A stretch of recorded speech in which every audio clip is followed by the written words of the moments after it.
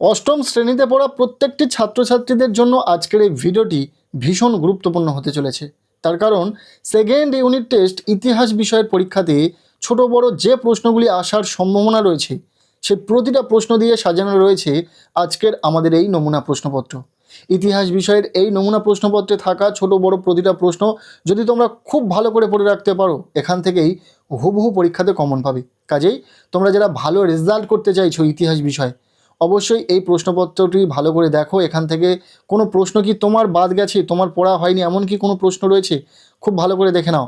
যদি না পড়া থেকে থাকে তাহলে ঝটপট পড়ে নিতে হবে। সো প্রথম থেকে সম্পূর্ণ প্রশ্নপত্রটি দেখে নেওয়া যাক। শুরুতেই রয়েছে একের দাগ। বলা হচ্ছে ঠিক উত্তরটি বেছে নাও।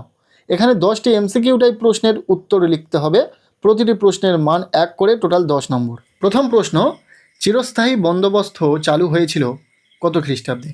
উত্তর হবে 1793 খ্রিস্টাব্দে, অর্থাৎ রাইট আনসার এখানে থাকা অপশান খ। দ্বিতীয় প্রশ্ন, ঔপনিবেশিক ভারতে প্রথম পাটের কল চালু হয় কোথায়? উত্তর হবে রিষড়ায়, অর্থাৎ রাইট আনসার এখানে থাকা অপশান ক। এই যে আমরা এমসিকিউ টাইপ প্রশ্নগুলি শেয়ার করছি, উত্তরগুলি কিন্তু ঠিক প্রশ্নের নিচে আমরা লিখে দিয়েছি। শুধু এমসিকিউ নয়, প্রতিটা প্রশ্নের ক্ষেত্রে উত্তর আমরা ঠিক সেই প্রশ্নের নিচে লিখে দিয়েছি, শুধুমাত্র তোমাদের সুবিধার কথা মাথায় রেখে। এরপর 3 নম্বর প্রশ্ন, মহলারি বন্দোবস্ত চালু হয়েছিল, উত্তর হবে অপশান খ, উত্তর ভারতে। এরপর 4 নম্বর প্রশ্ন, হুল শব্দের অর্থ, উত্তর হবে বিদ্রোহ, অর্থাৎ রাইট আনসার অপশান গ। 5 নম্বর প্রশ্ন, সতীদাহ প্রথা বন্ধ করেন, উত্তর হবে বেন্টিং। নেক্সট 6 নম্বর প্রশ্ন, আর্য সমাজ প্রতিষ্ঠা করেন, উত্তর হবে স্বামী দয়ানন্দ সরস্বতী। এরপর 7 নম্বর প্রশ্ন, সূর্যাস্ত আইন যুক্ত ছিল, উত্তর হবে চিরস্থায়ী বন্দোবস্তের সঙ্গে, অর্থাৎ সঠিক উত্তর এখানে থাকা অপশান গ। এরপর 8 নম্বর প্রশ্ন, বঙ্গভঙ্গ পরিকল্পনা করেছিলেন কে? উত্তর হবে লর্ড কার্জন। নেক্সট 9 নম্বর প্রশ্ন, ভারতের রাজধানী কলকাতা থেকে সরিয়ে নিয়ে যাওয়া হয় কোথায়? উত্তর হবে দিল্লিতে। 10 নম্বর প্রশ্ন, জাতীয় কংগ্রেসের প্রথম সভা বসেছিল, উত্তর হবে বোম্বাইতে। এই ছিল একের দাগ থেকে 10টি এমসিকিউ টাইপ প্রশ্ন। আমরা প্রতিটা প্রশ্ন উত্তর সহ আলোচনা করে দিলাম। এরপর রয়েছে প্রশ্নপত্রের 2 দাগ। বলা হচ্ছে নিচের প্রশ্নগুলির নির্দেশ মতো উত্তর দাও।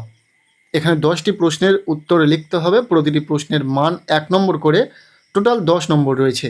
প্রথমে রয়েছে সত্য মিথ্যা নির্ণয় করো। এখান থেকে প্রথম প্রশ্ন, অবনীন্দ্রনাথ ঠাকুর ভারতমাতা চিত্রটি এঁকেছিলেন, উত্তর হবে সত্য। এরপর দ্বিতীয় প্রশ্ন, টেলিগ্রাফ ব্যবস্থা কোম্পানি শাসনের কথা মাথায় রেখে বানানো হয়েছিল, হ্যাঁ এটাও সত্য।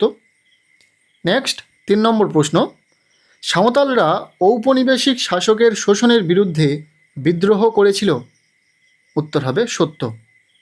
নেক্সট রয়েছে শূন্যস্থান পূরণ করো। এখানে বেশ কয়েকটি শূন্যস্থান পূরণ রয়েছে। প্রথম, জাতীয় কংগ্রেসের প্রথম সভাপতি ছিলেন ড্যাশ, উত্তর হবে উমেশচন্দ্র বন্দ্যোপাধ্যায়। 5 নম্বর প্রশ্ন, কে বাংলা ভাগের পরিকল্পনা করেন, উত্তর হবে লর্ড কার্জন। এরপর 6 নম্বর প্রশ্ন, নীলদর্পণ নাটকটি রচনা করেন ড্যাশ, উত্তর হবে দীনবন্ধু মিত্র।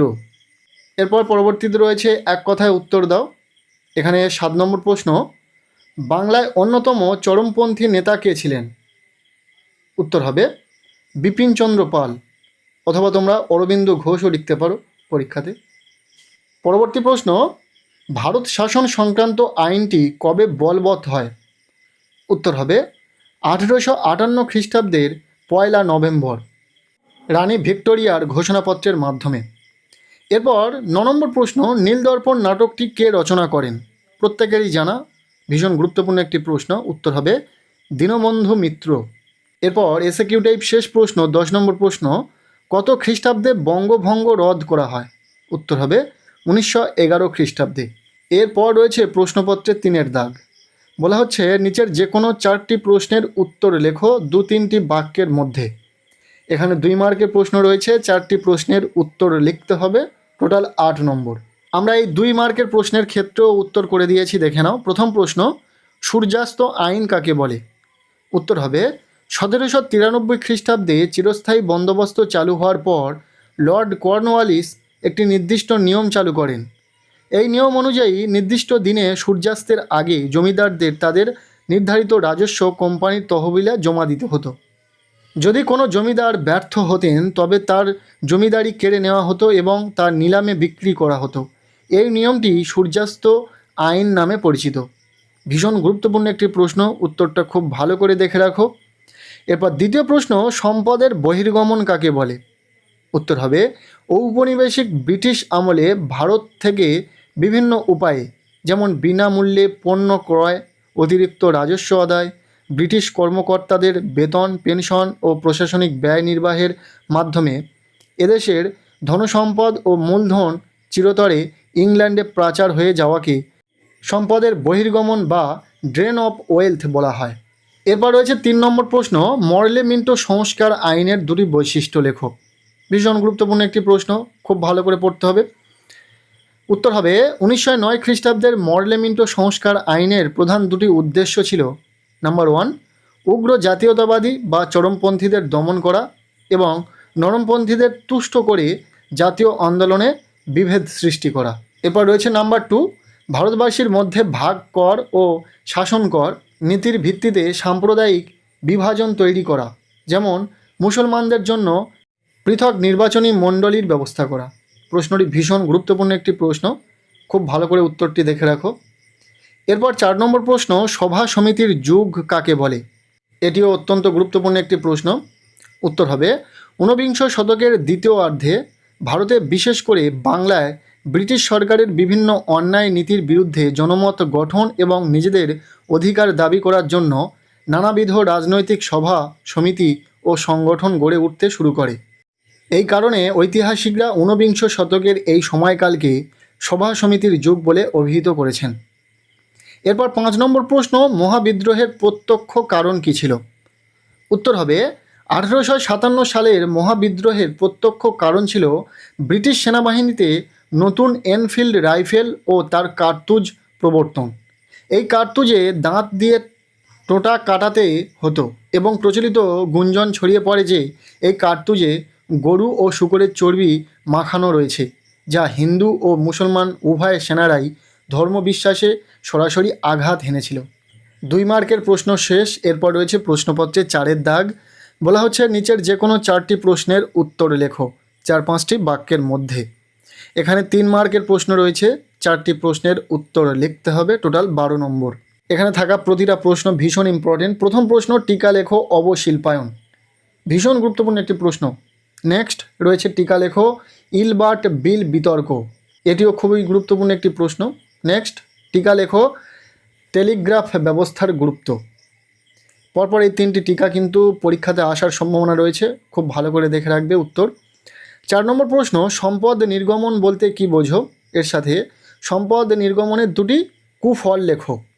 এরপর 5 নম্বর প্রশ্ন, স্বদেশী ও বয়কট বলতে কি বোঝায়?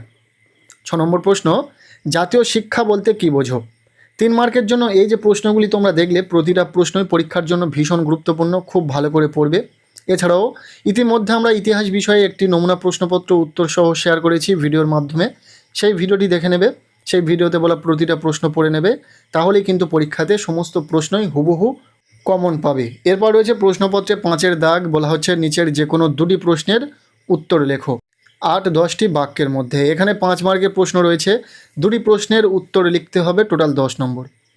যে প্রশ্নগুলি এখানে রয়েছে খুব ভালো করে পড়বে। প্রথম প্রশ্ন, 1857 খ্রিস্টাব্দের বিদ্রোহের কারণ ও ফলাফল আলোচনা করো। ভীষণ গুরুত্বপূর্ণ একটি প্রশ্ন, খুব ভালো করে পড়বে, পরীক্ষাতে এসে গেছে এমন একটি প্রশ্ন। এরপর দ্বিতীয় প্রশ্ন, বাংলায় কৃষক সমাজের ওপর চিরস্থায়ী বন্দোবস্তের প্রভাব কেমন ছিল বলে তোমার মনে হয়? এই প্রশ্নটিও ভীষণ গুরুত্বপূর্ণ। 3 নম্বর প্রশ্ন, সাঁওতাল বিদ্রোহের কারণগুলি উল্লেখ করো। এরপর এই প্রশ্নপত্রে থাকা লাস্ট কোশ্চেন, ভারতে কোম্পানি শাসন বিস্তারের প্রেক্ষিতে রেলপথ ও টেলিগ্রাফ ব্যবস্থার বিকাশের তুলনামূলক আলোচনা করো। প্রশ্নটি ভীষণ গুরুত্বপূর্ণ। সো এই ছিল 8ম শ্রেণীর ছাত্রছাত্রীদের জন্য ইতিহাস বিষয়ে একটি চূড়ান্ত গুরুত্বপূর্ণ নমুনা প্রশ্নপত্র। এই প্রশ্নপত্রে থাকা ছোট বড় প্রতিটা প্রশ্ন খুব ভালো করে পড়ে নাও, এখান থেকে তোমাদের পরীক্ষাতে হুবহু প্রশ্ন কমন আসতে চলেছে। শুধু এই প্রশ্নপত্রে থাকা প্রশ্নগুলি পড়লে তো চলবে না, এটা জাস্ট একটা নমুনা প্রশ্নপত্র, হুবহু এই মডেলে তোমাদের প্রশ্নপত্র হবে। তাই এখান থেকে তো কিছু প্রশ্ন অবশ্যই কমন পাবে। এছাড়াও যেটার জন্য আমরা যে ইতিমধ্যে ইতিহাস বিষয়ে অষ্টম শ্রেণীর ছাত্রছাত্রীদের জন্য একটি চূড়ান্ত গুরুত্বপূর্ণ প্রশ্নপত্র সেট উত্তরসহ শেয়ার করেছি, সেই ভিডিওটি দেখে নিতে হবে। সেই ভিডিওতে বলা প্রতিটা প্রশ্ন পড়ে নিতে হবে এবং এই প্রশ্নপত্রে থাকা প্রতিটি প্রশ্ন পড়ে নিলেই পরীক্ষাতে একটি দুর্দান্ত ফলাফল করতে পারবে। আজকের এই ভিডিওটি কেমন লাগলো অবশ্যই জানিও, ভালো লেগে থাকলে লাইক করে দিও, চ্যানেলে নতুন হলে চ্যানেলটিকে সাবস্ক্রাইব করে রাখো, আর পারলে ভিডিওটি প্রচুর প্রচুর শেয়ার করে দাও। প্রত্যেকের ইতিহাস পরীক্ষা খুব ভালো হোক, সবার জন্য শুভ কামনা রইল।